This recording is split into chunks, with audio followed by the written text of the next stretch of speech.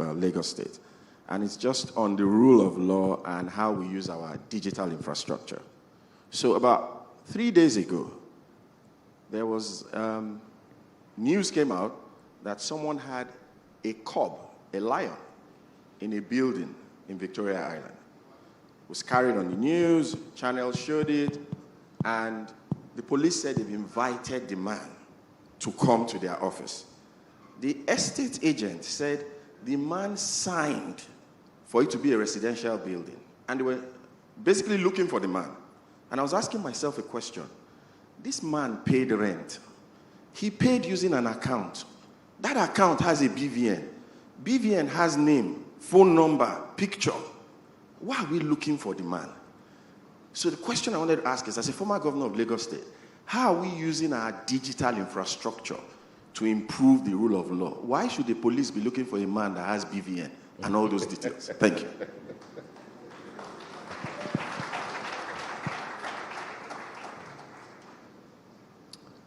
Well, I think that just speaks to the quality of human capital in very critical aspects of our lives and by extension, national development. Because as you rightly said, in the best societies, nobody can thrive on anonymity. If you are anonymous, you will be shut out of that society.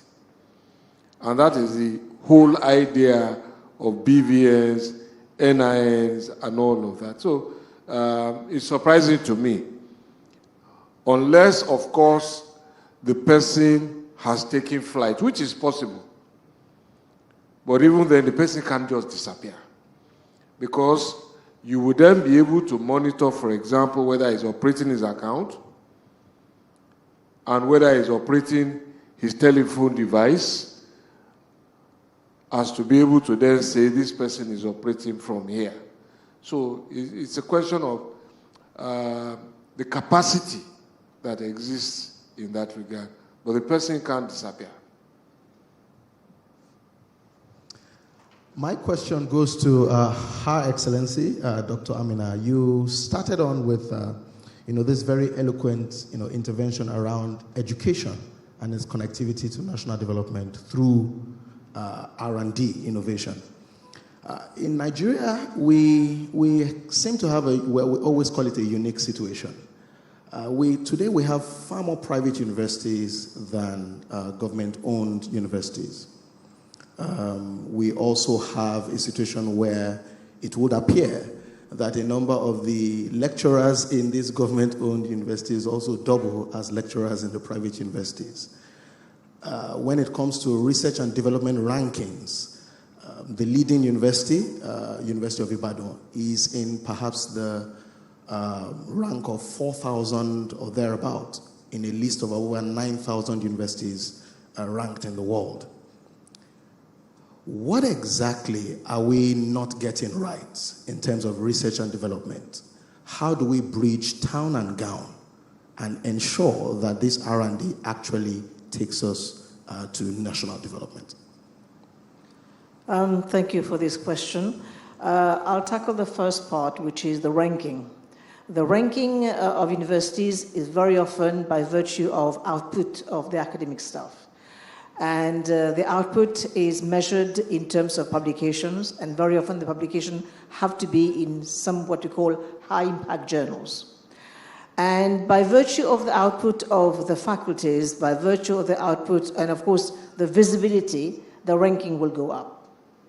So I think the homework has to be done within Ibadan, you mentioned, because that used to be a flagship institution for Nigeria. And I'm very surprised that you're saying that the ranking is 4,000 or 9,000 universities. So something has to be looked at to see what is happening. And this links up directly to the next part of your question, which is the research and development not making impact. This is something which is very common, which is very true for many institutions, not just in Africa, but many parts of the global south, I increasingly now refer to them as the global majority because I don't like the global south very much. This is because these result finding from institution, they somehow do not cross the valley of death because they don't get the necessary funding so that they can really create impact at the level of the communities. Having said this, so this is one of the areas that needs to be addressed because having looked at the negatives, I must say that Nigeria is perhaps one of the few countries in Africa that already has about 10 unicorns. So things are not so bad when you look at it globally. But increasingly, we must look at two things. First, getting the ideas to traverse the valley of death, go to make enterprises, and enterprises become job creators. That's a very important issue. The second point is that many of the publications of African researchers, they end up in the grey literature. And when they end up in the grey literature, they're not very visible to the outside world. But still, if you dig out a lot of this grey literature, you'll find that you actually can create impact at the level of the community. So it depends again on the leadership of your institution, leadership of the Minister of Higher Education, to see to it that these results are applied within the community to create impact, and at the same time, look for government involvement more and more, because at the end of the day, whether we have private sector leading the way, we still need government in terms of regulation, and if we can find this right recipe to bringing in the investment for these researchers, for these budding entrepreneurs, Africans will become job creators and not just job seekers. Thank you very much. Next question will be for Professor Jega. You spoke a lot about, strengthening democratic institutions and some of the pitfalls. Now, last week, about a week ago, someone tweeted that if not for him, the president of one of the biggest countries in the world will not have become the president because of the amount he spent. He's not a Nigerian. Now, just bringing it home, Kama has a rule of shadow directors. They are directors, they are people who are not on the board, but exert influence on the company. Given what we've seen in the political space, do you think we need to have shadow, like Baba Sokwe, shadow people? How do we regulate this political space domestically? We know people appoint people. Just part of domestication of our laws. We've been dealing with it for 26 years. Just like Kama, should we have a way to also regulate them because we know they exist?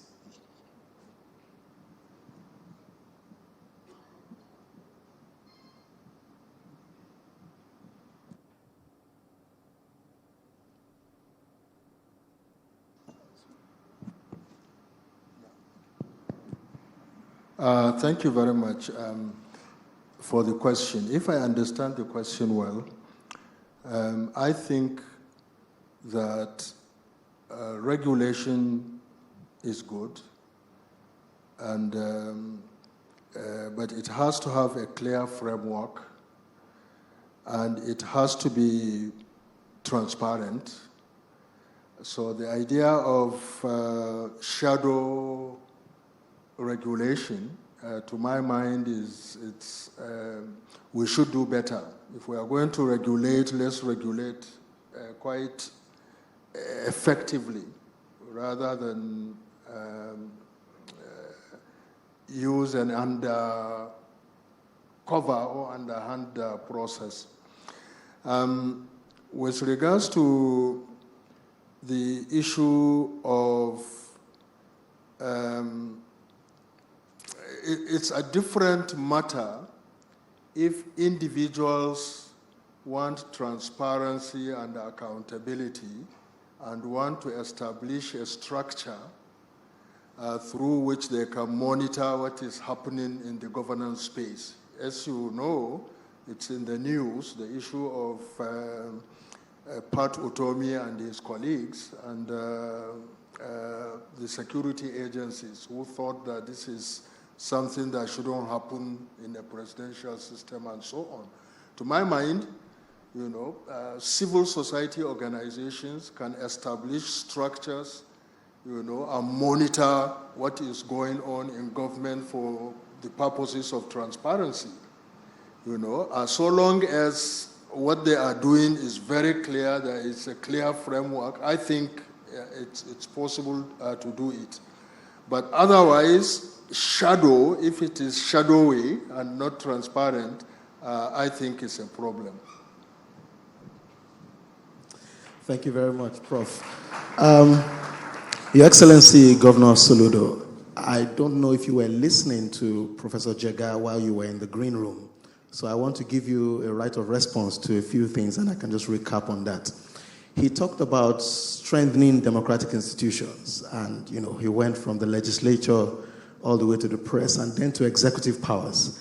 And since you are sitting beside your teacher, perhaps you may want to decide how to answer this. But in strengthening democratic institutions, he talked about repealing the immunity of state governors, talked about part-time legislature, and also talked about, there's one more, but those two particularly are the ones I wanted to address. That what are your views to this? Are these actually strengtheners of the democratic institutions?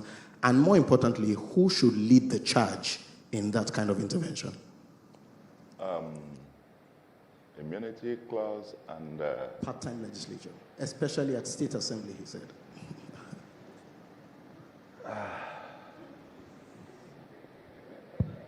Well, I thought, since I have the liberty, the advantage of having my teacher beside me, should have just passed it on to him, and you are nearer to him. We have a special question for him as well. You are closer to him with the mic. But anyway, I think this is, these are things we need to, it's a conversation. And I had Governor Fashola's point about this, that any of this will also have consequences. I'm not quite sure, given what I now see, sitting there, all the while that this debate has been going on. And I've had my own, I'm in politics, but I'm not politician in that sense of speaking five sides of the mouth. This view is a view that I held, and I have had it before I came, and I still have it. I have these views. Now, the issue of part-time legislature is simply an admission of the unseriousness of the legislature. Because if the legislature does its job, of legislation, of oversight and representation, if it's very effective at this, there is a whole lot to do, as the agenda is heavy. And currently, for example, at the national level, I think they sit 3 days or something a week or so. In my state, they're meeting literally Monday through Friday, because we have dozens of executive bills. They are very busy working on them. Now they are finishing, we have pies that they keep working, having public sessions, going on oversight over all manner of stuff. And it all depends. If the legislature is functional, effective, it has ample work to do, in my view. Nevertheless, however, let me put a footnote, which is subtext to this. And that is what my former boss and former president of Nigeria used to tell us when we were in government. In his government, every time he used to say, each one of you, you must have a second address. That anybody and everybody in government must have a second address. In fact, he told us then that the person he spent the longest time on the phone with every day was his farm manager. And almost every other weekend, if you wanted to see him, you go to Ota. And one day I visited him and he had to take me around to see the place, and we went to see one pig that was ill. And he knew which one was sick as president of Nigeria. So, I guess part of it is the issue of what else, what are the other sources of livelihood other than, depending on this? Because when somebody has come into this position with nothing else, absolutely nothing else, and the remuneration is quite a pittance, then it begins to raise the question as to whether we could otherwise, make it part-time so that he can devote more time to other sources of livelihood. I see the argument in that regard. But for me, what I said to politicians who are coming into office, I said, better have something else that was ongoing before you. But if you are looking for this as a source of livelihood, it's going to be very, very tough. Extremely so. I became governor of Anambra, and as my teacher knows, he knows what the salary is.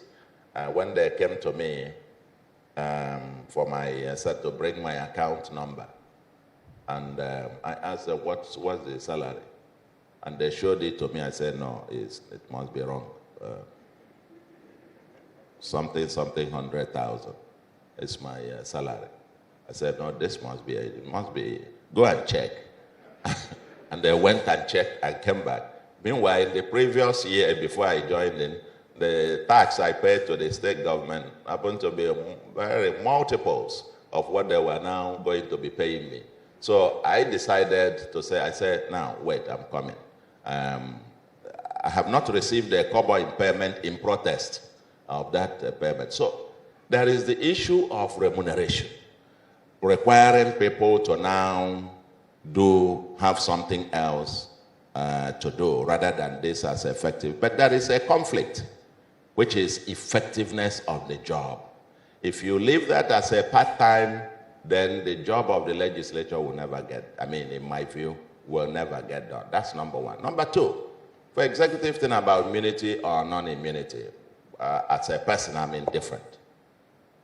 Personally, if it is for me, I would say, please, remove it like yesterday. Because if you have nothing to fear, we'll try as much as possible to do it the best way we can. However, the other side as well is that there is a cost to it, and which is that people can get you bogged down with all manner of frivolous suits, frivolous anything. You say something to somebody, they sue you in your personal this thing. You go and start answering. Before long, you have somebody's, you enforce right of way, and you get things, they sue you. And you start going to hire lawyers to answer suit cases, 500 cases, 1,000 cases, in your personal capacity as an individual. I'm not quite sure how that is going to work and how you are going to do the job as governor. So, neither here nor there, in my view. I'm not quite sure it strengthens anything. But if anybody commits a crime, you wait for the person, in my view. Wait for the person, maximum 8 years. You're out of it, and you're prosecuted for a crime. So to speak. But while you're on the job, please get the job done. But as a personal level, I'm indifferent. Thank you. Thank you, Excellency. Thank you. The next question, Professor Soludo, Your Excellency, is also for you. Yes, sir. Okay. You're one of the states that has made giant strides, your educational reform. When Professor Jega was speaking, he said INEC should have tested the technology equipment they use for the election very well. We saw what happened with JAMB. Now, WAEC is also saying they're going to start CBA testing this year. 1.9 million students. For the JAMB one, they said something was also not well tested. What is your view on this JAMB debacle? On the JAMB incident? What's your view on it? That's when you want to put me in trouble. Because, Anambra happened to be one of the places where there were hiccups, as it were. And finally, that was resolved to the glory of God. Let me say this. Technology is upon us. We cannot, for any failure, I will make 2-3 quick points. We cannot, because of failure of one experiment or the other, then say the response is to go back to analog system. No, that's not the response. I remember when in the late 80s, when I bought my V-boot that was supposed to be automatic. And when it had a problem, I took it to my mechanic, the man that was said to be the expert in fixing Mercedes. And his suggestion was, that the problem is this automatic thing. That if I permit him, he was going to change the system and take it to manual. That manual was the real one that they didn't give out. So he will have to downgrade me technologically because that's the one that he knew and trusted. I want to say that we must embrace technology. That does not undermine the fact that we need to do a lot of preparations. Stress testing is very important. You think it through. What is it supposed to be? Stress test it, stress test, and stress test. My recommendation is test once, test twice, test three. Not just once, not twice, and to get it well. We prepare, we put out the resources to make sure that they are enough. And then where do you deploy them and make sure that the other ancillary services, such as access to network, actually will function in that place? Again, test, and stress test. Going back to the analog system, in my view, is not the solution. Every mechanical thing, technology-wise, we must also give a margin of error. I have a background, my forte, part of my, when I used to be, I don't know, in my previous life, numbers, statistics. I look at the margin of error. Okay? Is it 30%? Is it 3%? Is it this? And if you've tested that over a period of time, are we improving or are we retrogressive? Maybe the first time you tested it, the error was 10%. Then you try to improve and it's minimized to 2%, to 1%, to 0.1%, and so on and so forth. If we are making progress that way, for me that is it. But to assume that there will be an error-free system with mechanical device, it's impossible. You can even pull out a brand new car from a garage and you get home tomorrow, it doesn't start. There is that probability. Boeing and brand new aircrafts crashed. There can always be something nice. But the only thing is that we must intentionally prepare to make sure that technology doesn't fail. Embracing technology, there's no substitute to it. Thank you. Thank you very much. And just to pick up on that point, Your Excellency, on embracing technology, I'll come to Mr. Fashola. Your Excellency, I know you gave a disclaimer, the same thing that ChatGPT usually says at the end of its search. But as governor of Lagos, two-time governor of Lagos State, I believe you can relate with this experience. And my family and I, just this last Muslim holiday, we decided to go to the Badagry beach, close to the Seme border, on the Badagry-Seme road there. And those states and non-state actors you talked about, we counted about 30 actors or actresses, roadblocks on both sides of the road. And my point is, just talking about technology, isn't there, because every one of them will tell you they have a reason for being there. Every agency of government will say they're inspecting something, that could be smuggled in or smuggled out. Isn't there a technological solution to this?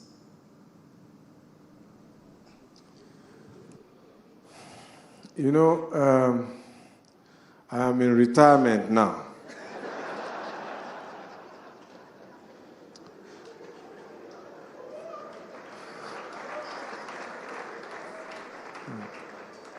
And I think that is what Governor Charles Soludo is looking forward to.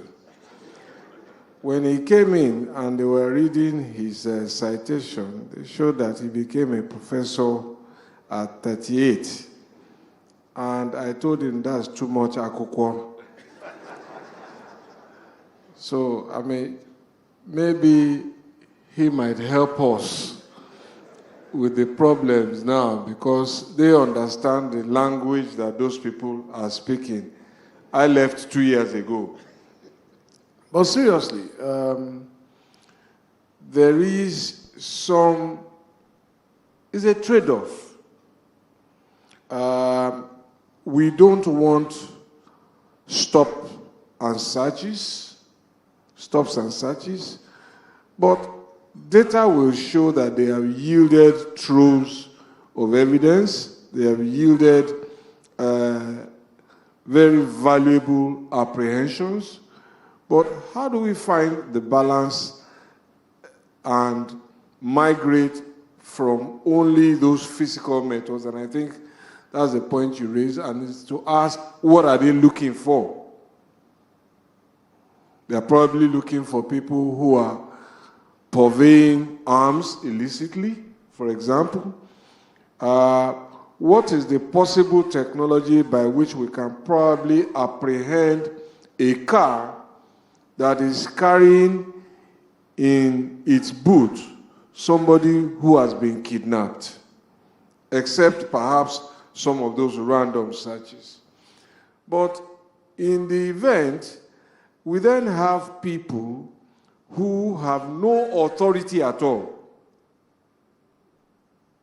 to be on the road, and they erect obstructions in the way of commuters.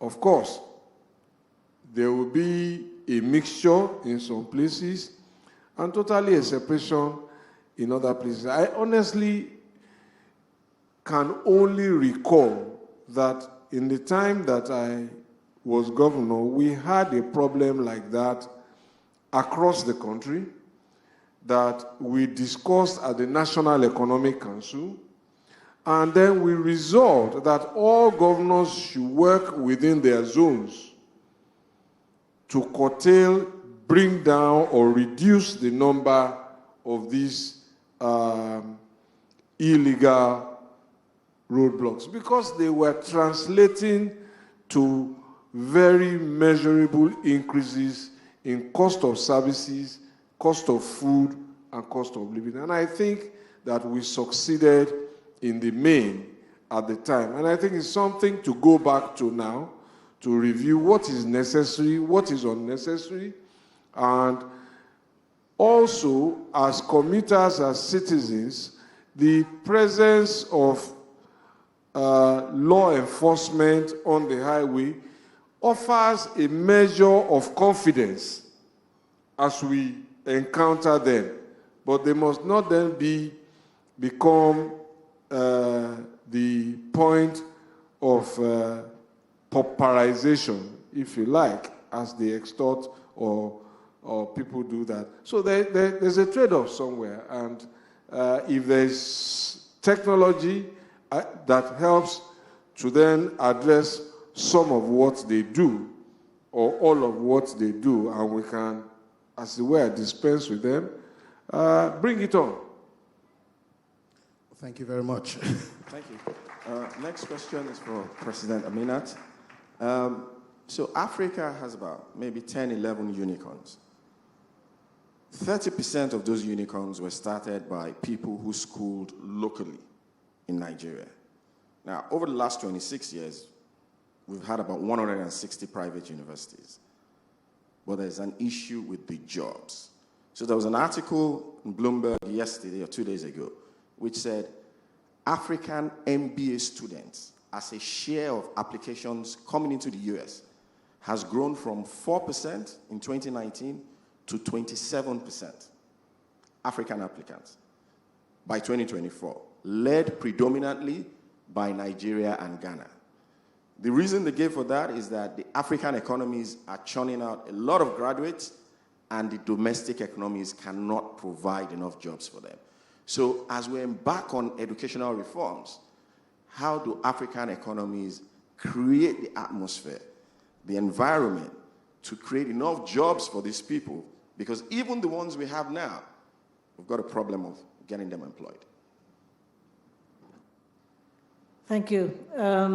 You know, Africa's population by 2050 would be about 2.5 billion.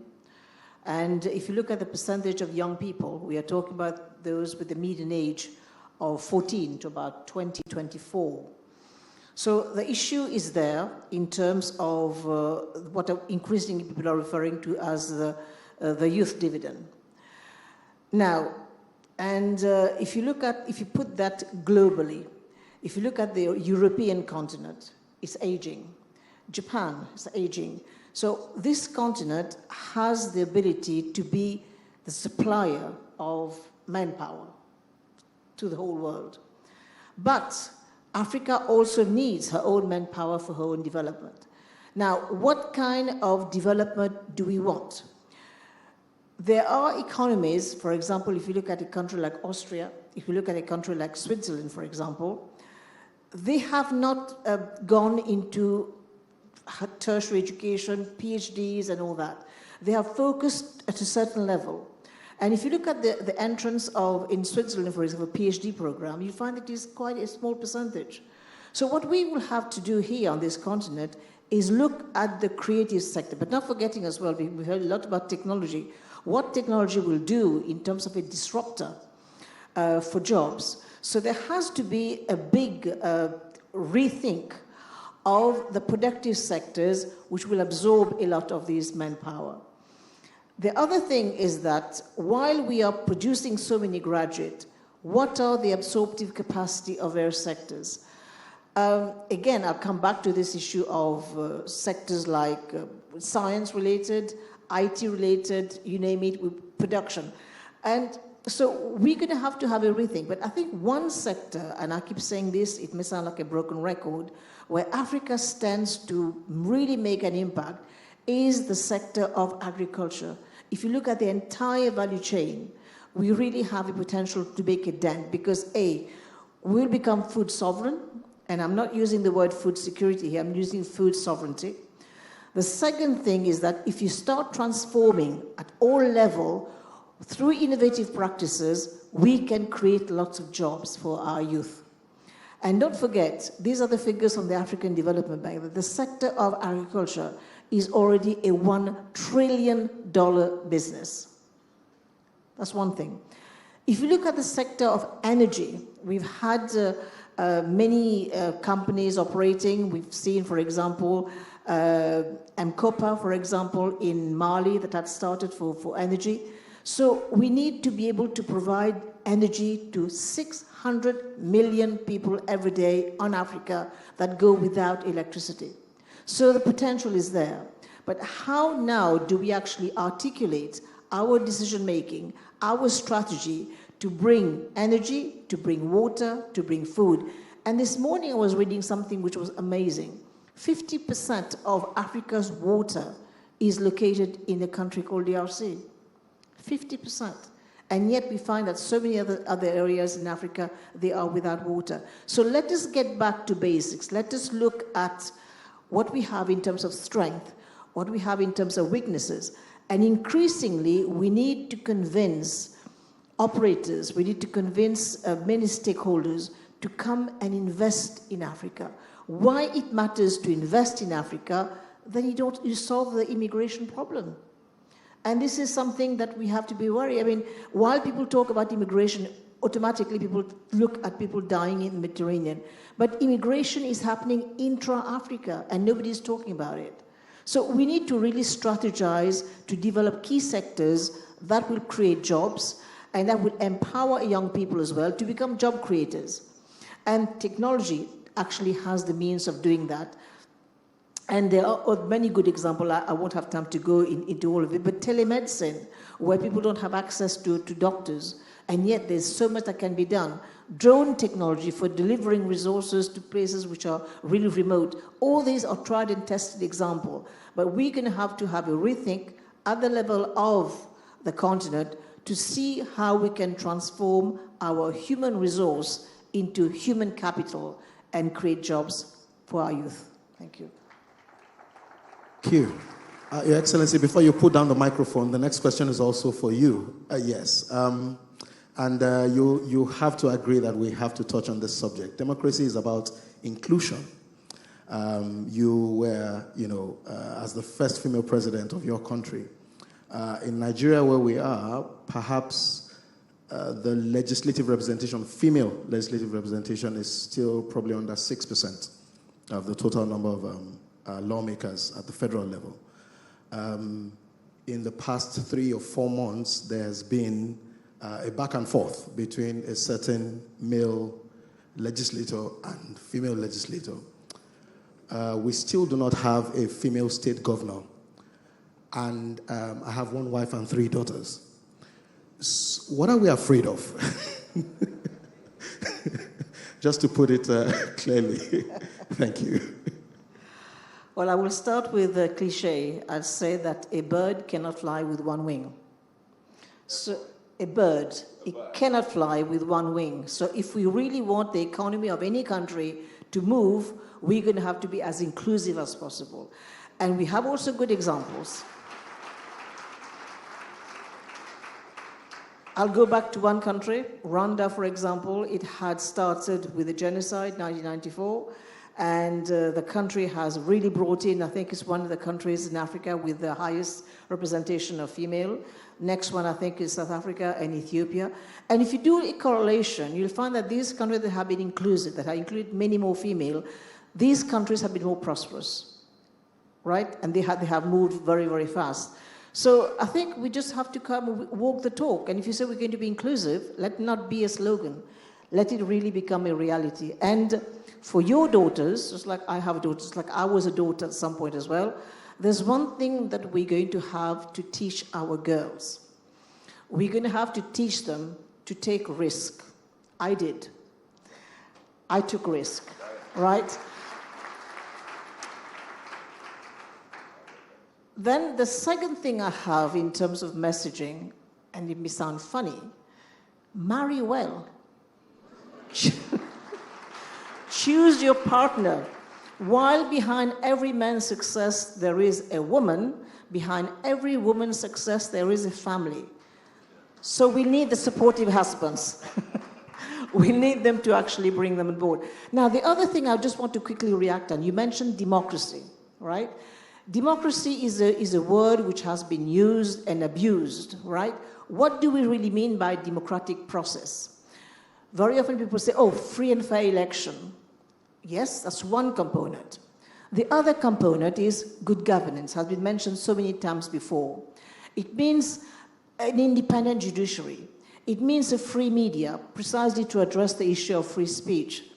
It means many things, and it is not only the power to go and vote. That's fair enough, you can vote. But if you stick to just the voting and you ignore the equal opportunity, the freedom of speech, independent judiciary, media, all these, then you just become electoral democracy.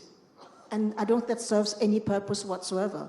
So we've said also for Africa, we haven't really had independence, we've had flag independence. It applies to so many parts of Africa. So let us not make democracy just becomes an electoral democracy. Let us make it work so that it becomes really inclusive and it really brings people on board together. Thank you. Much. Thank you. Professor Jega, the next question is for you. I remember when you were chairman of INEC, you introduced the use of university professors as electoral officers. I mean, you said for them to have passed through the system, they must have some level of integrity. And I think in 2019, you also criticized, how they had gotten involved in some corrupt practices. I think at the last count, 2 of them have been jailed. Just given your experience from an electoral perspective, do you think we should still be using these university, dons for this process, given the antecedents? That's the first question. Number 2 is, from an inclusive perspective, Nigeria, we have BVN, we have the voters card, we have all these things. And a lot of youths feel that just looking at where we are from a technological perspective, why can't we have electronic mobile voting like some countries like Estonia? A lot of people feel that's the easiest way to get inclusion. Can you just give your thoughts on those two?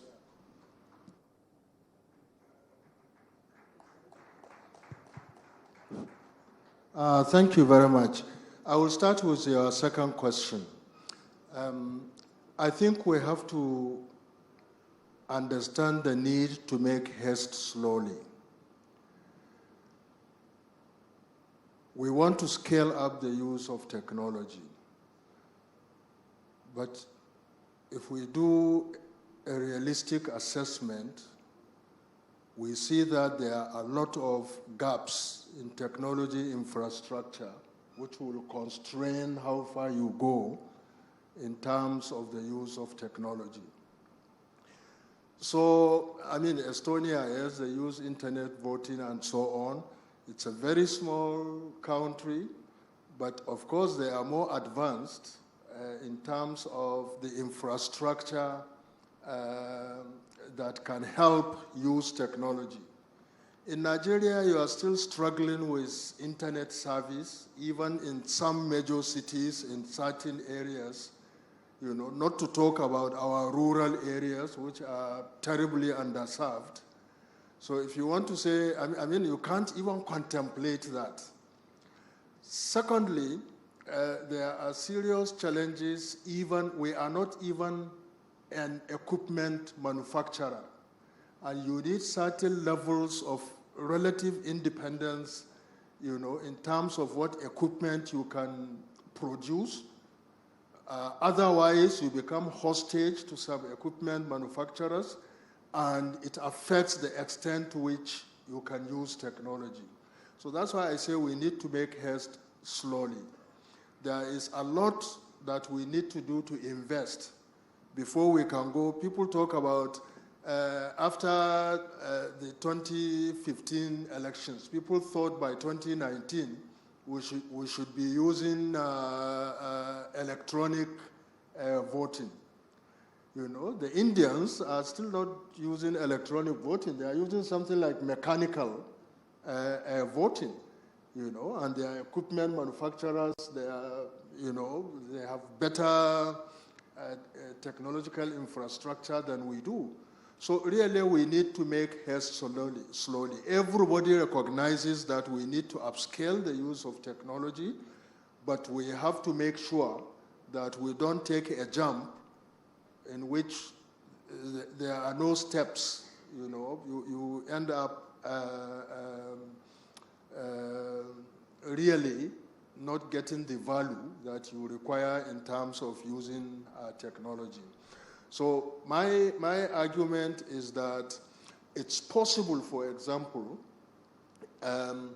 to insist that, and we've started that, by 2015 up to 2019, there was no legal framework for even piloting electronic voting. The Electoral Act expressly prohibited electronic voting. It is only in 2022 that was removed. You know, so, and not much has happened in terms of improvement of the infrastructure that you would require to be able to do that. So frankly, yes, we should do that, but we should make haste slowly. It's not something that can happen immediately, and we have to be very, very careful about that. With regards to using academic staff and first of all, one of the challenges we have in this country is that people are looking for minor faults which they can overblow. In each election,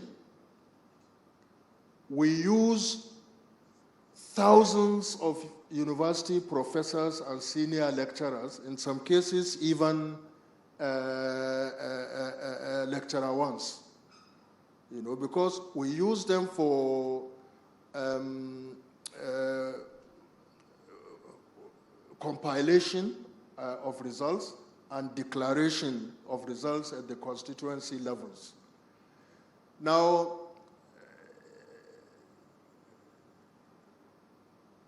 the people prosecuted you mentioned two, is statistically insignificant, but that is what the media will hype on.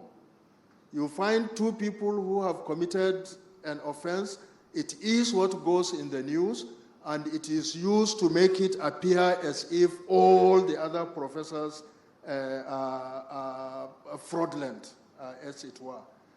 So frankly, even corpus that we've been using, we use in an election, the last election, over almost 1 million corpus. How many of them were prosecuted?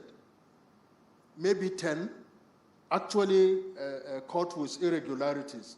But then people will say all the corpus are complicit in terms of the fraudulent activities that happen. So frankly, we had to use professors, let me say opportunistically. What happened was that at the time I came into INEC, the resident electoral commissioners were the ones who were declaring governorship election results in the states. And the electoral officers at the local government levels were the ones who were actually declaring results at the local government level.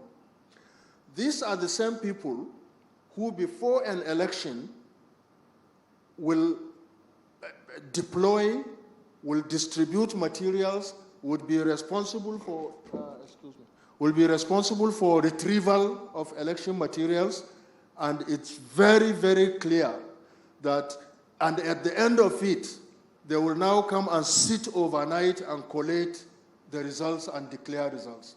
It was, in the first place, humanly impossible. In the second place, because they are INEC officials, they turned it into clearly a money-making venture. So when we came, we said we had to deal with that problem.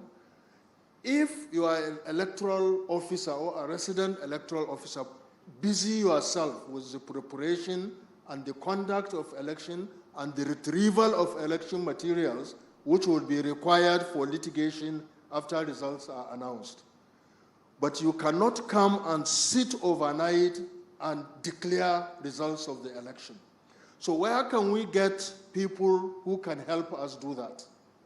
And that was how the university people came in. I tried ASU. ASU said they are not going to touch elections. It's going to mess up their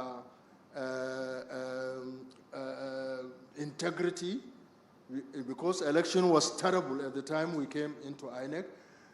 And I was lucky I had been a co-chairman of the Committee of Vice Chancellors before I went to INEC. So I now use the Vice Chancellors to help us get academic staff using a good, transparent selection criteria, and they will vouch for them. And that's how we started using academic staff in the election. And up to 2015, in fact, after the 2011 elections, the MBA, the, what do you call it, engineers, not Korean, the professional, the NSC. NSC, yes. They all came, they said, well, they also wanted to participate after the 2011 election. But we said, look, when you are doing something and it works, why change it? So we stuck with the professors, and I can tell you frankly, the level of integrity they brought to the election. A vice chancellor who had served 35 years in the university system, who has actually become a vice chancellor and has just a few years to retire, substantial, overwhelming majority of them were not going to damage their integrity that they built over the years on the matters of election.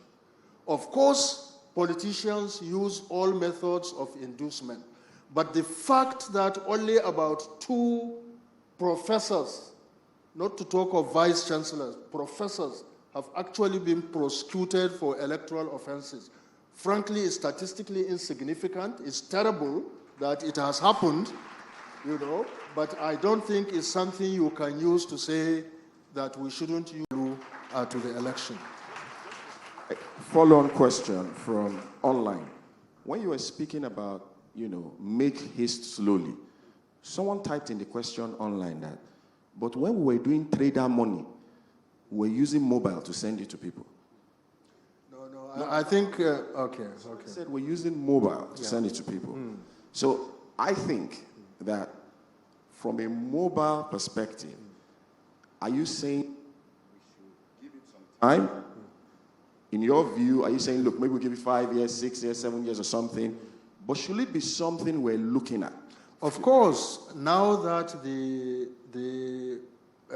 ban has been lifted, it's now for INEC to begin to, first of all, look at what technologies are available, which technologies are adaptable, and which ones can they even start to pilot tests. For example, in cities, maybe in Abuja or in elections of professional associations, you can deploy some electronic voting systems to begin to pilot test them. But don't make the mistake of saying because individuals use OPay and other mobile systems for personal transactions that you can use that for elections. The security, the cyber security will not be there. All the results will have to be channeled into a particular system, database, and all coming at the same time. Mobile technology in which you use for financial transactions by individuals, you cannot envisage to use that for elections in Nigeria as of now. Yes. Well, thank you very much. Our time is up. We've actually...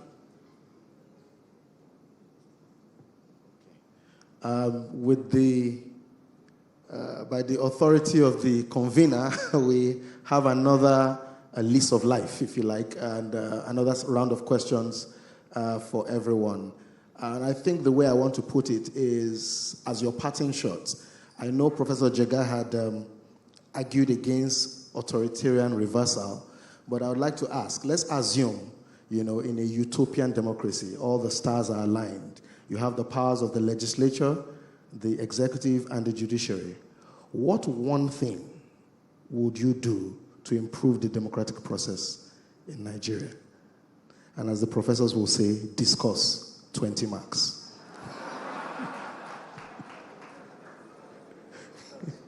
Professor Jega, over to you, sir. And then we close. Frankly, we shouldn't joke about the possibility of authoritarian reversal.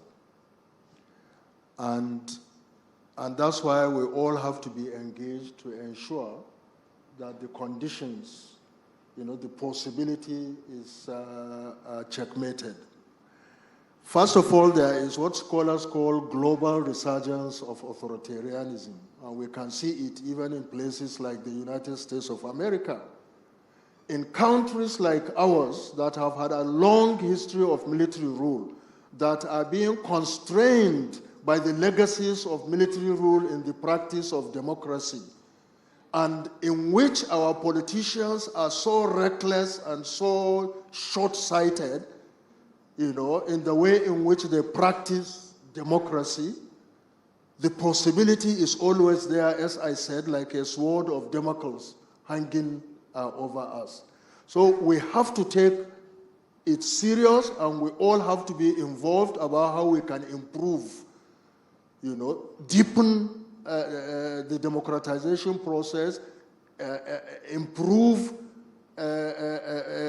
democratic mindsets and the value reorientation, and the strengthen institutions so that they can actually be strong enough to withstand the challenges that politicians pose with their authoritarian disposition. So we really need to pay attention to that. Of course, there are no easy solutions, as many of us say, but we just have to keep on improving. We must never allow that to happen. There are always opportunistic people lurking around, even amongst the politicians who lose out, who, if we are not part of it, they let somebody else come in, and it's a very, very serious challenge when they can mobilize religion, they can mobilize ethnicity, you know. So all these are serious dangers that really we must pay attention to. And to my mind, value reorientation, which Soludo spoke about, strengthening institutions, and of course mobilizing citizens for active engagement in the political process, you know, in order to keep on improving the integrity of the process, I think is very, very important. And civil society organizations have a responsibility also in that regard. Thank you. Thank you very much, Professor Jega. Your Excellency, Dr. Amina. I think the previous speaker has summed it all very nicely. I should say the stars may be aligned, but I think it's still work in progress. And we need to engage more and more with civil society. But more importantly, we have to agree that politicians come and go, but institutions stay. And it is through institutions that we will drive democratic process changes, because this is how, when we live up to the values and, of course, to all the salient features we have discussed about strong democracy, we can only do it through the power of institutions. And let us get engaged, let us apprise our young people, let us get them on board as well. Let them trust the system. And that is very, very important. Increasingly, the civil society must increasingly trust institutions. When this happens, and if you lose trust in your institution, forget it. It's going to be chaos. So let us keep on building trust in our institution. Let us live up to the values of democratic processes. And this way, we can be assured that generation upon generations coming after us will ensure that they live up to the expectations. Thank you. Thank you very much.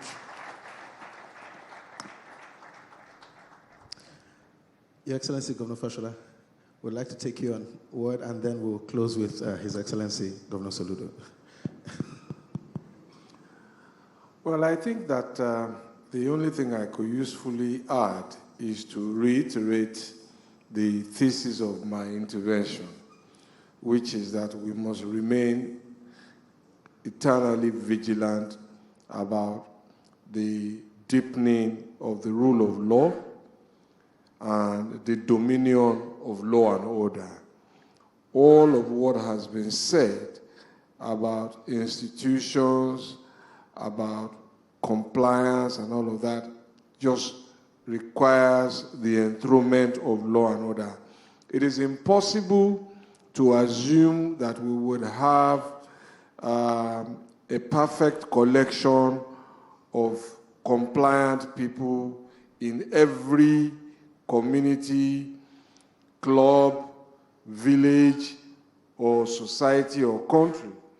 But it is law and order that enables us to ensure that there are consequences to their deviant or non-compliant behavior.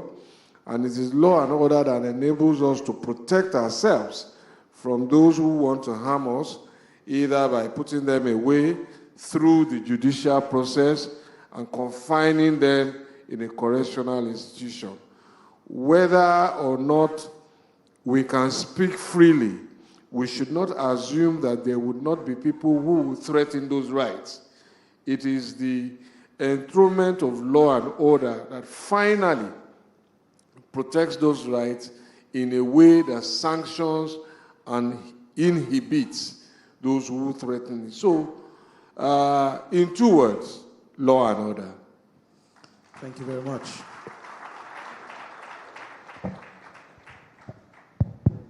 Yeah. Your parting shots. On the same one? On the same. Oh, thank you very much. I thought that they have finished the summary, and mine is just to thank you very much and thank Pastor again for this wonderful opportunity and for this national conversation. For me, put it this way, put it almost like as a slogan: participate or stop complaining. You know, participate or stop complaining. There is no substitute to it. There is absolutely no. There's eternal vigilance is the price of liberty. And in my presentation, I did talk about this vigilant and participatory citizenry. There is no way you are going to build a nation on a sustainable basis without the active participation of citizens who are informed. But just going back to the point I made, but you have to participate with a compass. You have to participate with a compass. And so let's begin to organize people. If you like, I talked about the neo-nationalists, those who believe, those who have certain values, some principles about how a society should be organized and governed, must come together as a block, because organization is power. And if we don't, you'll be taken one by one.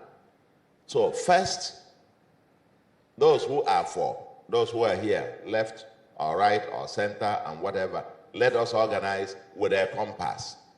But when what drives that organization is transaction rather than the quest for transformation, because the two T's are in conflict, transactions versus transformation. And more often, the transactional component seems to be the one that is dominant. And that is why it is very easy to pick people very easily. Once you dangle a few things, everybody, a lot of people will align on one side once you dangle the carrot, as it were. In that way, it will become difficult. But if there is a belief system, an ideological core that becomes the organizing framework, the compass for our organization, it will be easier for us to be able to stay the course and say, never again. Only those who believe and only those who dare to participate can preserve this democracy, deepen it, and get it to flourish for a nation state that we all crave for. Thank you very much. Thank you very much. Can we give our speakers another round of applause? Thank you very much, sirs. Thank you so much.